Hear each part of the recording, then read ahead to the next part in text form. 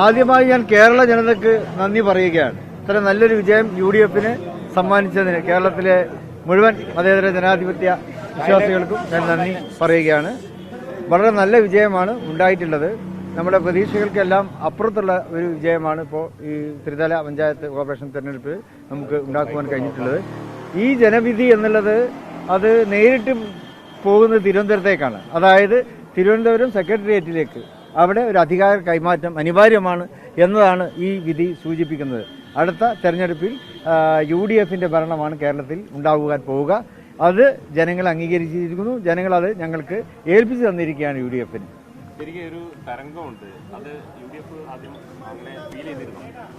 തീർച്ചയായും ഈ കഴിഞ്ഞ കുറേ കാലമായി കേരള ഭരണത്തോടുള്ള ജനങ്ങളുടെ എതിർപ്പ് വളരെ പ്രകടമായിരുന്നു. ജനവിരുദ്ധ വികാരം ആഞ്ഞടിച്ചിരുന്നു എന്ന് തന്നെ പറയാം. അതാണ് പറയുന്നത്. പിന്നെ ഗവൺമെൻറ്റിലുള്ള വിശ്വാസം ജനങ്ങൾക്ക് നഷ്ടപ്പെട്ടു എന്ന് വളരെ മുമ്പ് തന്നെ എല്ലാവർക്കും അറിയാവുന്നൊരു കാര്യമായിരുന്നു. അതിപ്പോൾ ജനങ്ങൾ അംഗീകരിച്ചു. ജനങ്ങളുടെ വിധിയെഴുത്തും അതിന് അനുകൂലമായി മാറിയിരിക്കുകയാണ്. ഒരു ജനവിരുദ്ധ വികാരം തന്നെയാണ് ഇവിടെ അരയടിച്ചിട്ടുള്ളത്.